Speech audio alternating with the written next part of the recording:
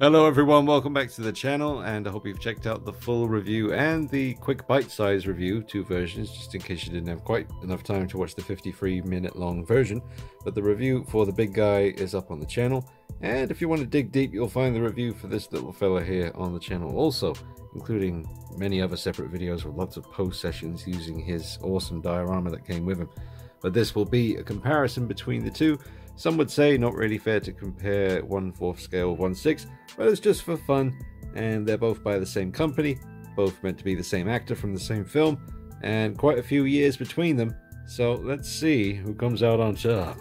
Alright, hope you have some fun watching this. Let me know in the comments what you think. Strap yourselves in. This could be a rough one.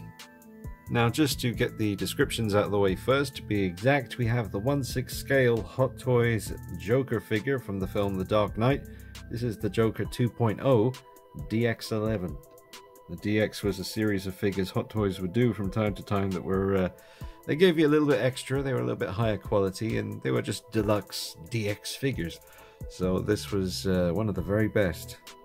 That's what that is right there, from about 6 years ago now. So about 6 years old, this figure. And now the newly released from Hot Toys, this has literally only just come out in Hong Kong in the last few weeks, still yet to be released to the rest of the world through Sideshow in America and stuff like that.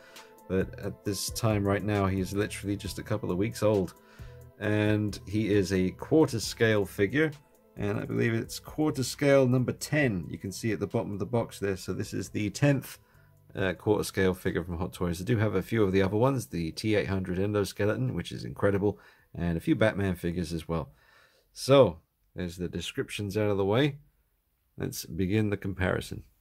Now, as for who comes with the most accessories, that would definitely go to the 1/6 scale figure here, the DX11. He came with, well, there is actually something here he didn't come with. I always like to have the little Oscar here. That came with a custom outfit for a Hot Toys Joker figure. It was the custom nurse outfit from the hospital scene, and that came with it. So I like to, keep it there. So kind of disregard the Oscar. But everything else came with the DX11 1/6 scale figure here, including the big diorama of the interrogation room, the chair, the table, the lamp, handcuffs, guns, various knives. He comes with a bigger variety of knives than you will get with the bigger figure over here. I am wondering if all of these are the ones that actually came with him, because sometimes I do add in some extra knives from other figures, but I think these are all the DX11. But anyway, there was no die-cast parts used for the 1/6 scale accessories, same as the quarter scale, all plastic, no metal die-cast pieces here, apart from maybe actually these feel like they could very well be little metal blades for the tips of his shoes. So, and I would assume the 1/6 scale version are also metal. So I tell a lie. Hang me at dawn, have me shot by the firing squad. I've misinformed thee, and appeared a right old plonker in my old age. Alright, yes, but the DX11, the 1/6 scale figure, definitely came with more bang for your buck. I mean, it was a DX, so it does have that going for it. It was a deluxe figure. They usually had moving eyes as well, which this guy definitely does. He has moving eyeballs, at least in this sculpt. The second head sculpt that he came with, which is right here, and a fantastic one it is too, because it's really different than the other one. I mean, two completely different head sculpts, both absolutely fantastic. No moving eyes on this one, because obviously he wouldn't need them. His eyes are closed. He's in the middle of laughing his butt off. And this one here is the one with the moving eyeballs. I'll show you how that works in a minute. But this more recent figure, this more expensive, bigger, longer in production, I would say as well, he doesn't have moving eyes, and that is very disappointing. The second head sculpt also doesn't have any moving eyes, so you are stuck with the eye position on the big guy. And the other very frustrating thing is, unlike this smaller figure with two completely different expressions, both head sculpts with the big guy are the exact same sculpt and expression, the same hair, the same face, just painted a bit different. So very disappointing. Imagine if this guy right here was giving off more of a hysterical vibe. The possibilities would be, well, greater when it comes to fun. So the big guy came with the 2 heads, which was, as I mentioned, quite disappointing. All plastic accessories apart from the blade tips for his shoes. But he comes with a large amount of hands, some playing cards, some money, all the weapons. Not all the weapons, but, between the 2 of them, they've got different stuff. They've both come with the machine gun, the sawn-off shotgun. Well, if it is sawn off, I can't be sure, but it seems like a sawn off to me. It might just be a stubby. And this gun here comes with the big guy, but you don't get this one with the little guy. But you do get the potato peeler, which is awesome.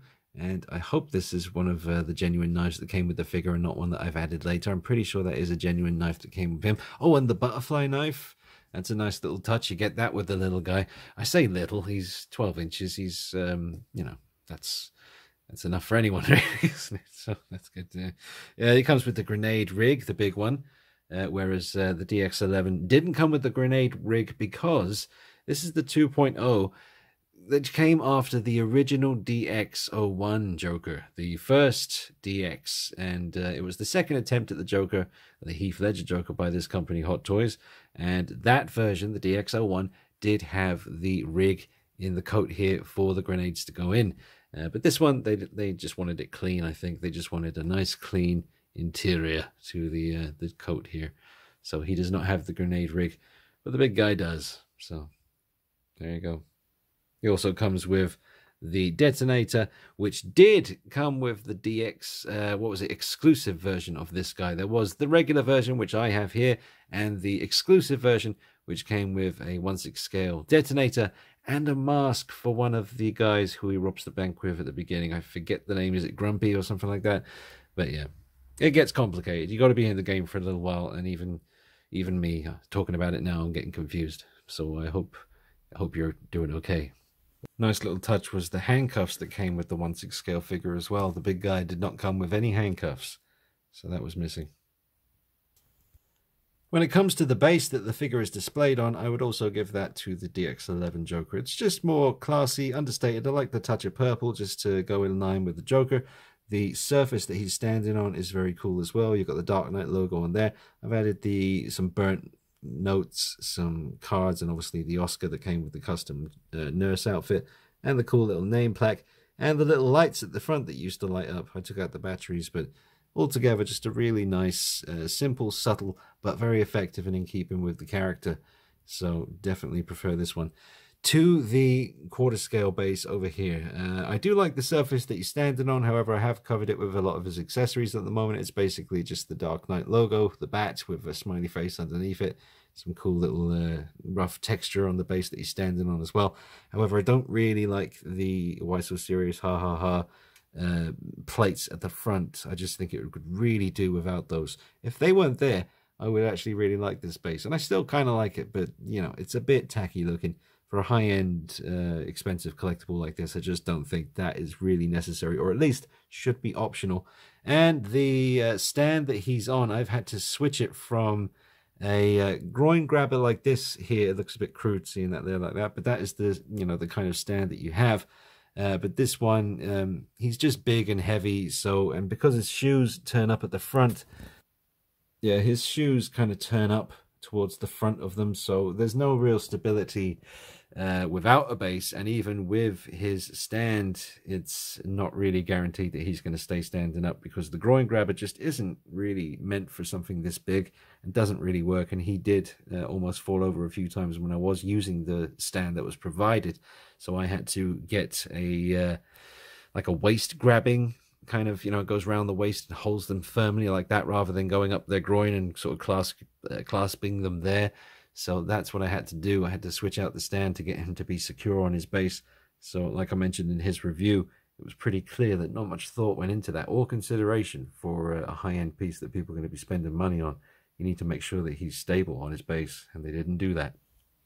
Now, the moving eyeball system in the 1/6 scale figure, now you just take away this here. Now, unfortunately, the glue on my magnet, the glue that would keep the magnet here, has, failed to do its job. So I just have to kind of just stick it on there. But anyway, there's the stick that you move, and you can move the eyes left, right, whichever way you please. And like I said, the big guy does not have that feature, and he's more expensive and more recent, and it damn well should have that feature, but it doesn't. So it just, I haven't put that hair on properly, but you get the idea. You know, I just got him looking quite similar to eye position wise to how the big guy looks, but you know, it really does give you so much more freedom when you can move those eyes. Now, when it comes to the outfit, the tailoring, this is a bit of a tricky one. It really is. I was never a big fan of the DX11 coat. It's got this weird, and you can see that instantly. It's right there. That's not how that was in the film, not by a mile. The color is a little bit closer to the movie over here, which gets a little bit more vibrant, a little bit more disco. But it's really nice to look at, though, I've got to admit. The camera does brighten it up a fair bit. If I can just adjust the brightness, that is kind of accurate. I mean, the light is shining on his shoulder from above and making it look a bit more pink. But as we come down to his kind of midsection, that's the color that the coat actually is with the figure. Well, at least in this light anyway, I remember it being a little bit more. See, that's too bright now. Just trying to give you an accurate representation. But you can see it's just a different thing altogether. In his main review over here, I did mention that they were trying to keep it kind of similar to the DX11, but having them side by side, they're very different. You know, the texture on the DX11 just isn't working for me. Whereas this one over here, it's no way near perfect. I mean, there's issues. It's got no shoulder pads. It should do. The magnets that hold the collar down and keep it flush are a little bit funky and don't really behave themselves a lot of the time. Wasn't very well thought out. That weird fluffy towel kind of texture it's always had has never really been for me. You know, the color's pretty decent though, but I don't know. Just don't like this weird, rough, fluffy Big Bird vibe we got going on here. Whereas this one doesn't have that at all. Well, I guess it does a little bit if you go in really close, but you have to get in a lot closer, and it's definitely not as intense as it is on here. I mean, you can really tell on this one. Whereas over here, it's still the same kind of material, but just executed a bit better. So yeah, I gotta tell you, I think I prefer this one. You know, I mean, it's definitely no winner, but it's better looking to me right now than this looks. So I'm going to go ahead and give the coat to this one, but only just. So, I mean, this shirt, the tie, the vest was basically perfect. The jacket as well underneath. Now, the color of the jacket, there is a difference here, and I would probably have to give that to the big guy. It's got that very kind of, I wish I knew my colors better, but I definitely, well, I've got to give it to the big guy, man. I mean, the shirt, the tie, the vest, the jacket underneath here, that is definitely, I suppose it would be, it's more recent and it's bigger, so you know, you got to be fair about it. They both are fantastic, but I think the color of the jacket is a bit more accurate on the big guy here. But you know, as far as the shirt, tie, vest, I'd say pretty much even, man. There's not much in it, and you got to take in consideration 6 years old, brand new, 1/6 scale, quarter scale. So I think they're both doing pretty well on the clothing side of things, to be honest with you. I mean, you know, we talked about the coats. That's a different story altogether. I really like the shoes on the DX11. Now, the large ones here on the big guy, they are, you know, obviously probably a bit more realistic, I guess. The laces look pretty cool. How about the laces over here? Now, the laces on this guy are darker.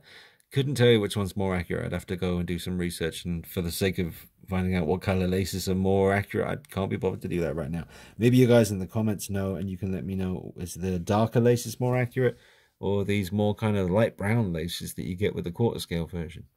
Also, the kind of sole of the shoe is darker on the smaller guy, and over here on the big guy, they're a lighter color. So yeah, that's interesting. I don't know. You guys would have to let me know about that one.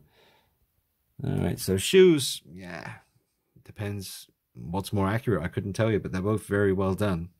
But they both have their differences as well. So depending on the comments section for that one. So getting a look at both of the main head sculpts, I would refer to this one here as the main one because it does have the moving eyes system. So I think it's really going to come down to personal taste. which kind of expression you prefer. I mean, this one is a very, very plain, straightforward expression. He's just looking forward. He's not doing anything with his mouth or his lips. He's not contorting his face in any way. He's not even frowning, or there's nothing. It's literally just very straight ahead, just as plain as it gets. Whereas the 1/6 scale version here, there's always been something about this one that's interesting. You can see how one side of the mouth is higher than the other. It's kind of like a smirk or something.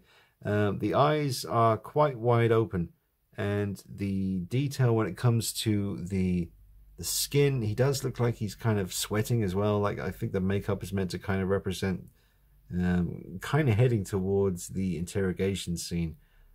So it's definitely not like mob meeting kind of makeup like the DX01 had. This is more messed up, like in the middle of the movie when Batman was in there in the interrogation room with him. I mean, certainly the second head sculpt is definitely from the interrogation scene. But, you know, I always liked this, the likeness to Heath Ledger. I thought was very strong with this one. I like the way the hair's done. It never bothered me that the hair was all back and didn't really come around his face, or no strands of hair were kind of falling down. Didn't really bother me so much with this small one, but I did find that really disappointing in this big version. I don't know, I think it's because at the top of the middle of the hair just kind of, it's so, I don't know, the sculpt of it just doesn't really satisfy me. Around the sides, around the ears, and the rest of the head, it doesn't bother me so much. I think it's just that main area in the middle up there that just gets a little bit chunky looking for me. I don't know. But, yeah, I've got to tell you, man, I mean, there's part of me that's kind of torn, because even though I've just said about the top of the head there, I mean, the whole package, this has a hell of a presence to it. Even though the expression is rather plain and blank, it's still 100% Heath as the Joker from, you know, The Dark Knight. So, you know, and the angles, looking at it from underneath, it looks really cool. The side profile on this thing in particular is very, very cool as well. So, you know, I have to take into consideration this is brand new, fresh out the gate, and this over here is 6 years old. So, you know, I mean, obviously the moving eyes, the fact that he's got some kind of very subtle sweating effect on the face, that is awesome as well. The you know, the detail of the smudged makeup, you know, I'll go ahead and give it to the DX11 because that seems pretty obvious. I mean, obviously comes with two completely different expressions, and they are both a lot of fun to work with. So, I mean, obviously you got to give it to the DX11, but, you know, I wouldn't completely write off the quarter scale head sculpt, the main head sculpt anyway. I'm not too keen on the exclusive head sculpt that comes with it. I have to admit, whenever I pan down and I say that and then I look at it, I think to myself, damn, that looks amazing. But I do prefer the regular head sculpt here with the full makeup on. So I really am starting to like it. You know, the same things disappoint me that I've already mentioned, but it's certainly not bad by any stretch. I mean, it's definitely Heath. It's definitely the Joker. It's definitely good. But, you know, got to give it to the DX11. Has to be done. Now, I've just taken a moment just to move the eyes to let you see how that looks and how much it changes the way the face looks and the expression. So, I mean, you know, I didn't mean to hesitate when it came to saying which is the obvious winner as far as the likeness and the head sculpt goes. I just like this, you know, I do like it. I think it's a really strong likeness, and the more time I'm having with this figure, I mean, I've had it a couple of days, just about 2 days, I guess, and I am liking the sculpt. You know, the anger of the disappointment of this not being that way or this not being that way is fading away, and I'm starting to just appreciate what I'm left with, which is still a very impressive piece. But you can't, you know, you can't stress enough just how awesome it is to be able to move these eyes, and they look so real. You can see the pink around the edges, the veins, the glossiness of the eyes. It's almost like glass eyes. I don't know what they're made from, but you'd think they're glass eyes. They're that kind of alive looking. So absolutely incredible. Such a shame that they didn't include that with this version. They really messed that up. The fact that you can move those eyes is just awesome. The amount of fun I've had over the last 6 years. I think I was a bit late getting this figure, so I probably had him only about maybe 4.5 or 5 years. I remember this was out for a good while before I managed to get my hands on it, but once I did, I was very happy. And just because of those moving eyes and the two different head sculpts and all the posability and the accessories and the diorama, the table, the chairs, all that good stuff. The amount of videos I was able to bring you guys, pose sessions, I must have done about 10 of them. It's on the channel, worth a look, check it out. Alright guys, that's the end of the comparison. I didn't want to go crazy and start posing both of them.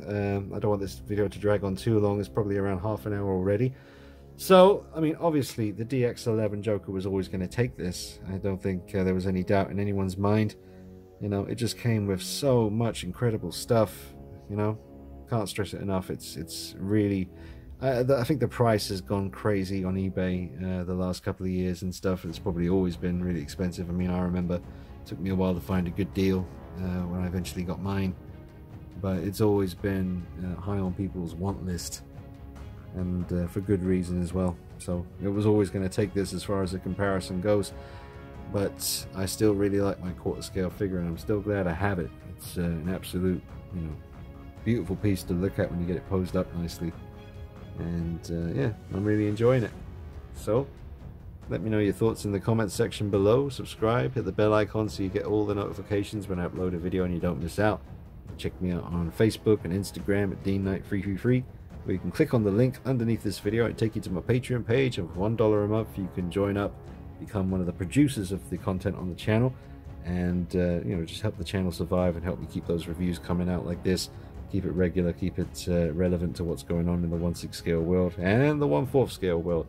No doubt about it. And the 7-inch world as well, because I like me some NECA. Ain't nothing wrong with that. Alright. Thank you for watching. Take it easy. Bye-bye.